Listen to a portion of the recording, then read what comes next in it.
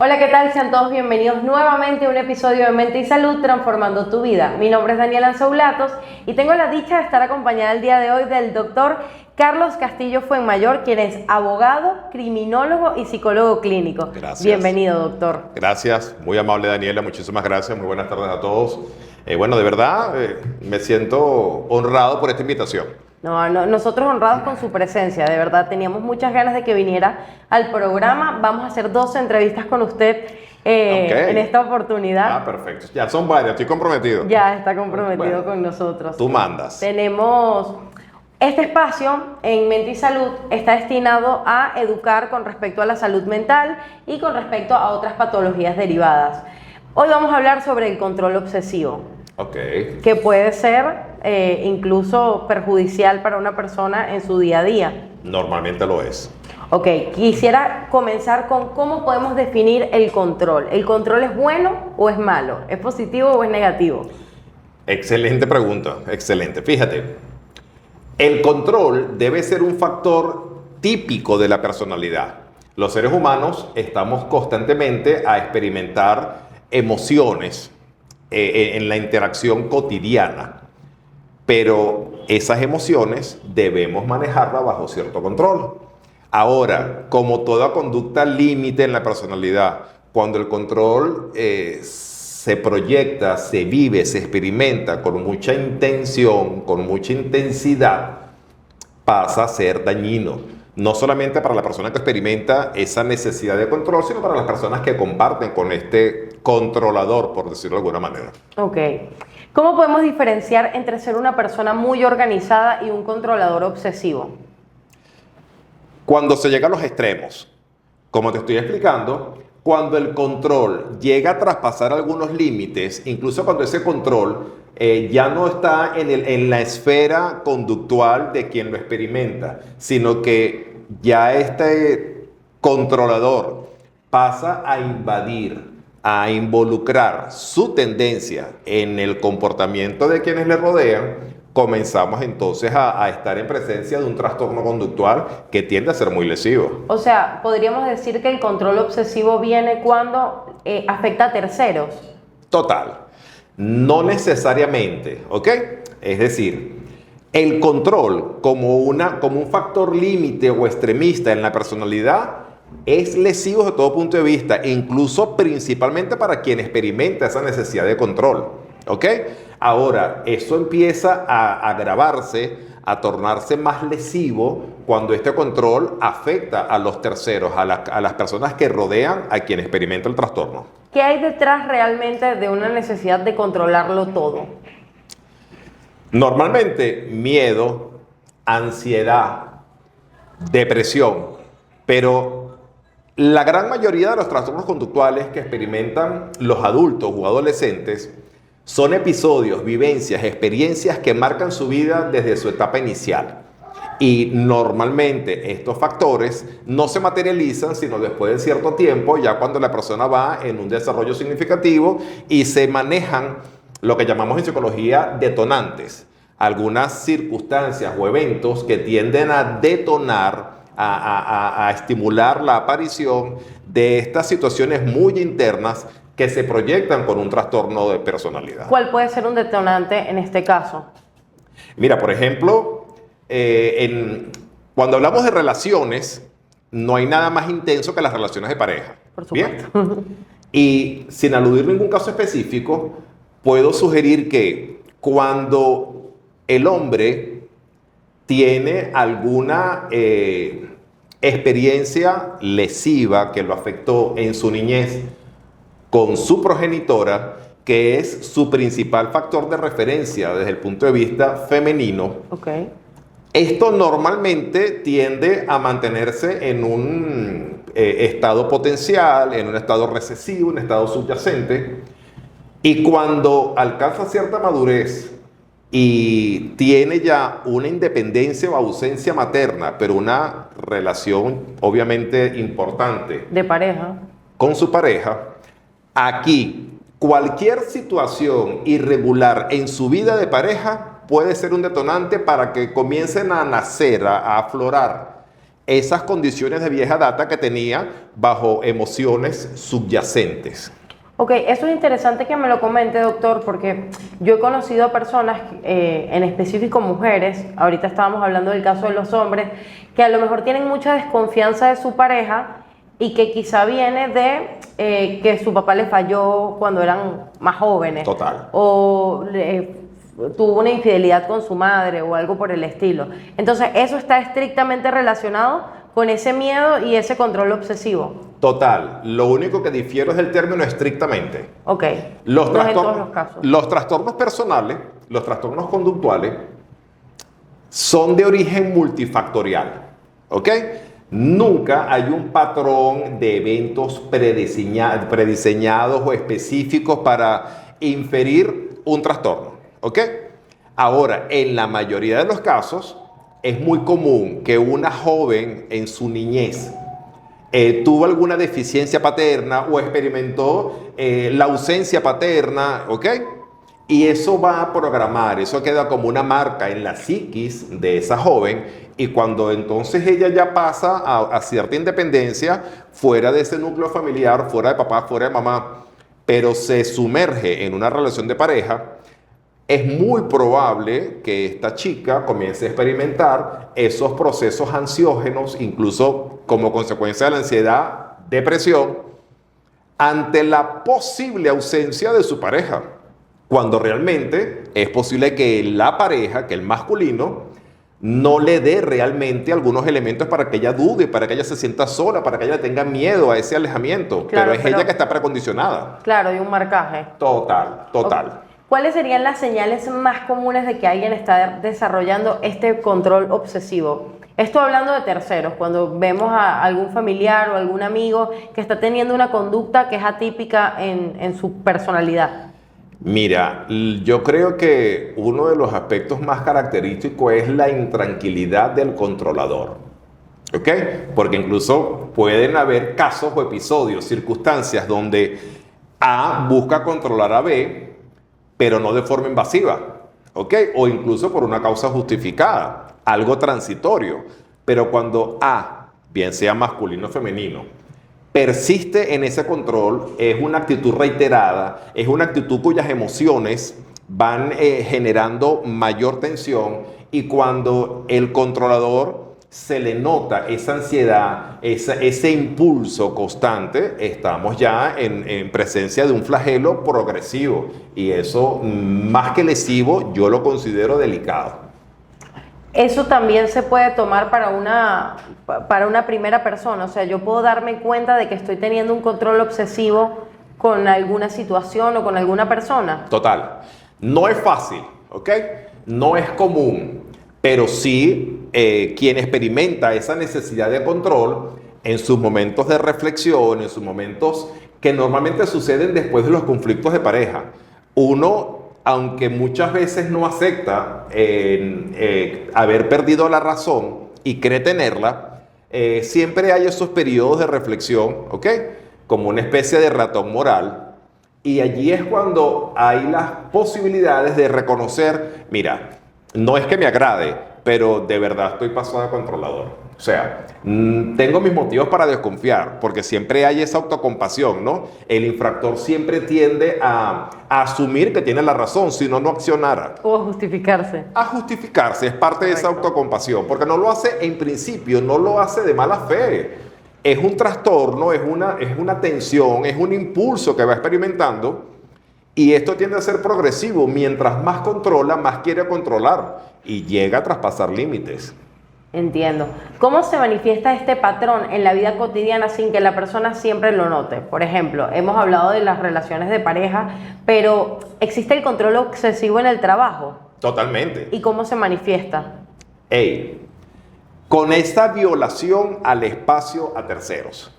Okay. Aunque en el trabajo, por ejemplo, siempre estamos supeditados a una relación de dependencia, más allá de la dependencia patronal, por decirlo alguna referencia, si tú contrataste a alguien o trabajas con alguien, se supone que esta persona tú la consideras estar calificada para hacer la función a la cual está destinada en su trabajo. Cuando tú traspasas las necesidades y responsabilidades de tu trabajo y pasas a esa invasión, a meterte y pretender controlar el área de trabajo del tercero, de otro, estás cayendo en un trastorno de personalidad, estás cayendo en un control obsesivo. Y eso en todas las áreas de la personalidad tiende a ser progresivo. Ok, entiendo. Ahora, ¿cuándo es más nocivo este control obsesivo? ¿Cuando estamos hablando de pareja, de familia o de trabajo? Yo diría que a nivel de estadística, cuando estamos hablando de pareja. En la pareja hay emociones, por supuesto con mayor intensidad, se experimentan pulsiones con mayor influencia y los peores o más lesivos trastornos compulsivos, trastornos de personalidad, se dan en las relaciones de pareja. Y normalmente tiende a ser más el hombre que la mujer, ya por características del machismo y la condición típica del hombre latino. Más eso no excluye a los trastornos en el área femenina, ¿no? Claro. Pero por estadística, más que todo en pareja. Y con respecto al control en la pareja, ¿eso es lo mismo que tener celos? El celo, que hasta cierto punto es sano, como toda emoción, se torna lesiva con la intensidad, frecuencia o gravedad de ese manejo emocional. El celo muchas veces es la vía o la justificación para el control. ¿Ok? No todo el tiempo, por cuestión de celos, el controlador trata de controlar. Ok, puede ser el inicio de una actitud dañina. Muchas veces el celo es una demostración de interés, de protección. Es válido, incluso yo lo veo positivo. Eso demuestra interés, demuestra compromiso.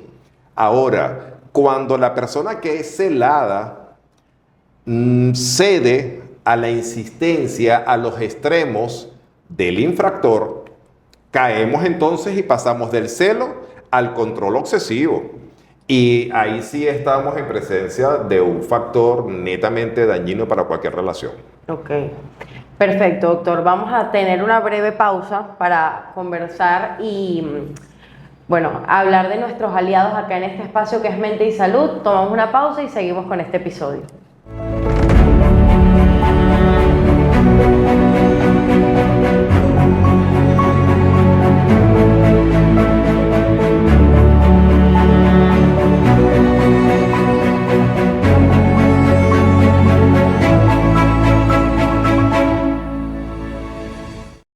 Y volvemos a Mente y Salud, transformando tu vida. Ese fue un espacio donde conocieron a nuestros aliados. Ok, estamos con el doctor Carlos Castillo Fuenmayor conversando sobre el control obsesivo. Tuvimos una breve pausa donde estábamos hablando sobre si los celos eran o no una especie de control obsesivo. Y es la raíz, básicamente, ¿correcto? Sí, es un detonante, es una vía de perpetración. ¿Tiene algún caso cercano, doctor, donde los celos han sido un detonante para el control obsesivo? Sí. Bueno, hay muchos, ¿no?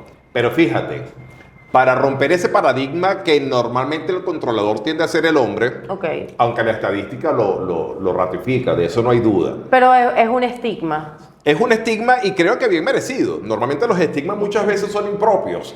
Están sujetos a algunos convencionalismos. En este caso la estadística demuestra que quienes incurren o tienen más esa tendencia a incurrir en los controles el trastorno de control obsesivo son los hombres en los casos de pareja.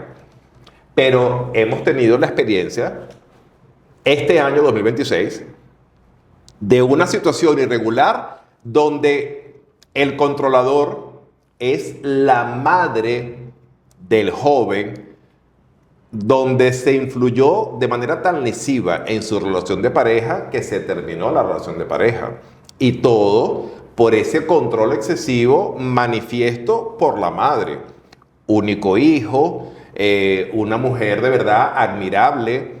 ¿La madre o la pareja? La madre. Bueno, es que yo creo que toda pareja es admirable, ¿no? Por algo es tu pareja, por algo la haces tu pareja. Por supuesto. Pero en este caso la progenitora, circunstancialmente le tocó ser padre y madre a la vez, esas madres solteras, aguerridas, dedicadas, que entregan su vida a la crianza de su muchacho. Cuando llegamos a la transición donde el hijo ya deja de ser muchacho, y que por supuesto pasa a una relación de pareja donde no deja de querer y de estar comprometido emocionalmente con su madre, pero ya es otra situación. La madre experimenta una situación bien delicada, bien incómoda. Y cuando se las ingenia para mantener este control de forma indirecta, casi que una especie de control por asistencia remota, vives solo con tu mujer, pero yo necesito saber qué te estás desayunando y necesito saber a qué hora te dormiste anoche. Eso ya invade la relación de pareja. Y eso se podría clasificar como algún tipo de incesto emocional, a lo mejor. Sí, me parece un poco extremista el término, ¿no? Extremista. Pero es válido, porque incluso no estaríamos condicionando esa necesidad de control a una relación propia del incesto, pero sí a una forma... A un vínculo emocional fuerte. Excesivo, donde en efecto pasa a hacer daño. Se hace daño a ella misma porque no es algo maliciosamente premeditado. Es algo involuntario, es algo que se hace sin darse cuenta, es algo que se hace bajo el velo de un acto de buena fe desde el punto de vista materno, pero es algo que los daña a todos, a los tres. Anteriormente hablábamos de que el miedo es uno de los factores que más tienen que ver con el control obsesivo. Sí. Quizá en el caso de esa madre es el miedo a perder a su hijo. O el miedo a que su hijo fracase, el miedo a que su hijo esté mal, el miedo a que su hijo no tenga un parámetro, un espectro de satisfacción personal, de felicidad. Y ese compromiso emocional que típicamente se generó desde la perspectiva de una madre que fue madre y padre a la vez, una madre que circunstancialmente fue soltera y que ella sola crió a su muchacho, por supuesto eso genera una especie de miedo. Y tanto fue así que su arraigo no le da espacio a soltar. A permitir que su hijo pase la etapa, ya a la madurez, ya a que se haga una familia independiente, y su control la enferma a ella, y ya en ese parámetro enfermizo daña la vida del hijo. Y que una persona controladora puede ser consciente de este comportamiento. O sea, la mamá en este caso puede ser consciente de lo que está haciendo y frenarlo, por así decirlo. Sí se puede, ¿ok? Ahora fíjate, tendríamos que tener una buena conceptualización de lo que es estar consciente, porque en la gran mayoría de los casos el controlador está consciente de su intervención excesiva, pero la justifica, ¿ok? No la perpetra de forma maliciosa. No hay lo que llamamos los abogados el dolo, la voluntad criminal, las ganas de hacer daño. No, por el contrario. Tiende a estar consciente de que está siendo un poco extremista, pero esa actuación, esa intervención obsesiva es justificada. Sí, pero es que yo lo necesito, él lo necesita, hace falta. Lo que pasa es que él no sabe lo que yo sé, él no ha vivido lo que yo viví. Claro, puede venir de una buena intención. Totalmente. El control obsesivo es una variable de los trastornos de la personalidad que en su gran mayoría no tienen mala fe. Por el contrario, es un exceso de compromiso emocional, de atadura, que cercena el espacio de la persona controlada. Entiendo. Ahora, ¿cómo puede afectar este control obsesivo nuestra salud mental a largo plazo? Muchísimo. Hay premisas, hay principios en la psicología que aseguran que los trastornos conductuales se materializan a largo plazo. ¿Ok? Una situación irregular te puede generar estrés, inestabilidad emocional en el momento, pero el verdadero trastorno conductual es a largo plazo. El controlador obsesivo definitivamente va a dañar la psiquis, la estabilidad emocional de la persona controlada a niveles muchas veces incalculables, porque habría que entonces valorar las demás experiencias y factores que influyen en la vida de esa persona controlada para saber o para imaginar hasta dónde le puede hacer daño, pero definitivamente es lesivo, definitivamente el control en exceso siempre hace daño. Y ese control obsesivo, obviamente en exceso, puede derivar en otro trastorno. Por supuesto. Los trastornos de la personalidad muchas veces tienen un orden o un origen patológico. Sin embargo, en su gran mayoría son experiencias, vivencias inadecuadas o mal manejadas. Por eso te digo algo, yo como psicólogo recomiendo la terapia, el análisis, la protección, la revisión constante, porque nosotros no sabemos cómo va a resultar o cómo se va a proyectar las experiencias de día a día o experiencias con hechos significantes que en un futuro van a afectar nuestra percepción de la vida, nuestra percepción de nuestro entorno. ¿Qué señales tempranas pueden identificar que una persona va hacia el camino del control obsesivo? O sea, ¿cómo me puedo dar yo cuenta de, ok, esta actitud que estoy tomando es nociva para mí, es nociva para las personas que me rodean? Mira, cuando pierdes la tranquilidad, ¿ok? Por ejemplo, un padre siempre va a ser un controlador del hijo. Ahora, en la forma o en la medida en la que este hijo va creciendo, se va desarrollando y va independizando su vida, el padre puede tener esa tendencia a intervenir en la vida del hijo, pero debe ser en forma disminuida, debe ser bajo una disminución significativa de esa intervención y sobre todo, cuando cumpla con decirle las cosas, cuando cumpla con darle un buen consejo, pero no pierde su tranquilidad, estamos en parámetros aceptables. Ahora, cuando el padre no vive tranquilo, cuando el esposo o la esposa no viven tranquilo por esa necesidad de control, ahí estamos en presencia de un trastorno conductual y la tendencia es progresiva, siempre. ¿Cómo puede una persona atacar eso a tiempo? Lo primero es generando conciencia de que hay algo que no funciona. No hay que ser psicólogo para reconocer que algunos comportamientos tienden a ser excesivos. Y más cuando un comportamiento te genera discrepancias con tu pareja o con tu familiar o con tu allegado, obviamente está fallando algo. Bien. Lo segundo, asesorarse.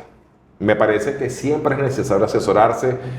Yo soy parte de esa novedosa doctrina en el área de psicología a nivel internacional, donde se proyecta la posibilidad de incluir la psicología como una materia cotidiana desde primaria, ¿ok? Porque es parte de la salud. Es difícil, es casi imposible un profesional, una persona sana que pueda desarrollarse en una sociedad sana si no tiene salud mental, si no tiene estabilidad emocional.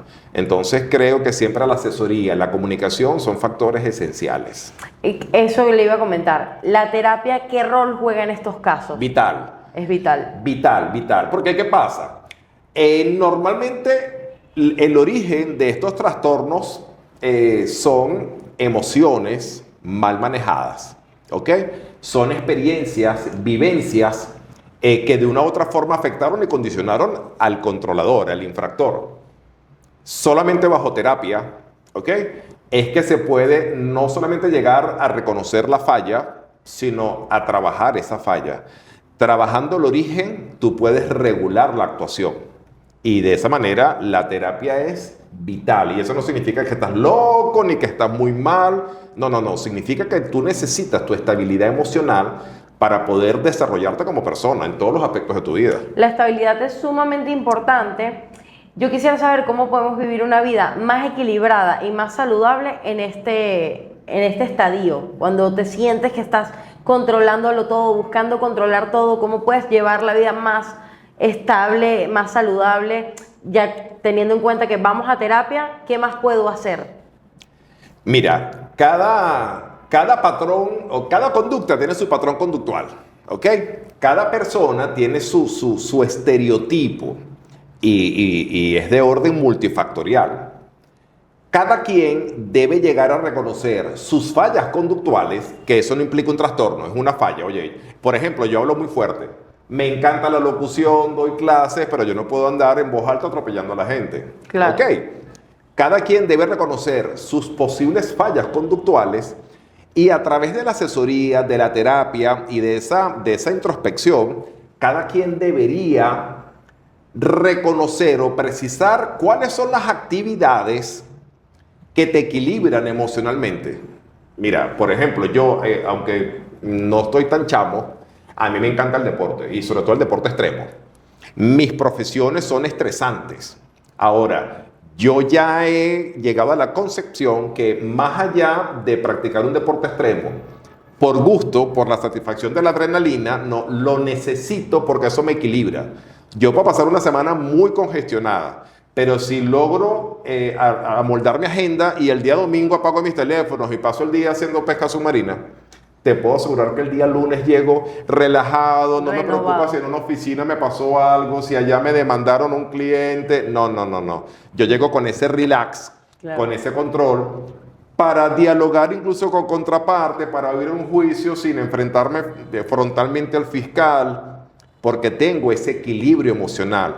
Por eso creo que cada quien debe aprender a reconocer las fallas conductuales y aprender cuáles son las actividades, incluso cotidianas, que lo pueden minimizar, que lo pueden calmar. Regular. Ideal. Ok, para cerrar con esta entrevista, me gustaría que nos comente cuál es el mensaje que le daría a alguien que se siente que necesita tener todo bajo control en todo momento, que siente esa ansiedad por tener todo en su poder.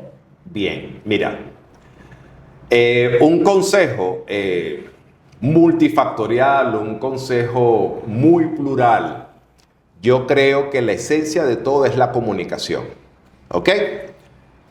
Para empezar, la comunicación tiene un factor terapéutico, tiene una esencia de verdad importantísima. Pero creo que lo más relevante es que a través de la comunicación tú no solamente desahogas lo que estás experimentando, sino que das espacio a que alguien de tu confianza, a alguien con empatía, a alguien con que tú te identifiques, te dé su opinión. Y eso puede facilitar a que te digan, creo que estás mal.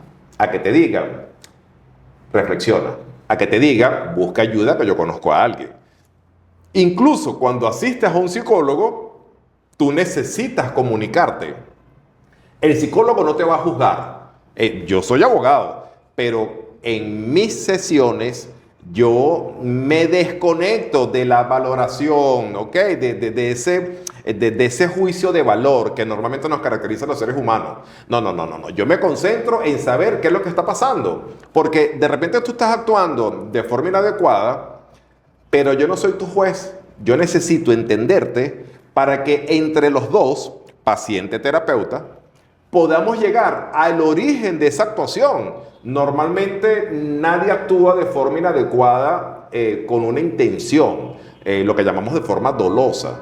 Muchas veces es el proyecto, es el análisis, es la reacción, es las consecuencias de lo que esa persona ha vivido y las consecuencias de los factores que la han programado. Ahora, mientras nos comuniquemos, siempre vamos a tener la posibilidad de reflexionar y de conseguir de forma individual o en equipo la solución a esos puntos que nos afectan. La comunicación es clave en cualquier interacción humana. Ok, terapia y comunicación. Definitivamente. Esa es la receta. Definitivamente. Muchísimas gracias por acompañarnos hoy, doctor. Gracias a ti por este honor en una entrevista, porque sé que ustedes se caracterizan por tener invitados de alto nivel. Las veces que he tenido la oportunidad de ver su programa, definitivamente son muy precisas, muy buenos, buscando calidad. Y de verdad, gracias por este tipo de trabajo tan sano, tan edificante, tan nutritivo para la sociedad, que definitivamente Venezuela, yo creo que el mundo entero lo necesita. Cuando vemos este tipo de trabajo y vemos esta proyección estimulando la salud mental, mira, definitivamente la humanidad es preciosa y claro que tenemos grandes esperanzas. Gracias, claro que sí. Gracias por ustedes. Bueno, nos vemos en un episodio de Mente y Salud, en un próximo episodio. Chao, chao.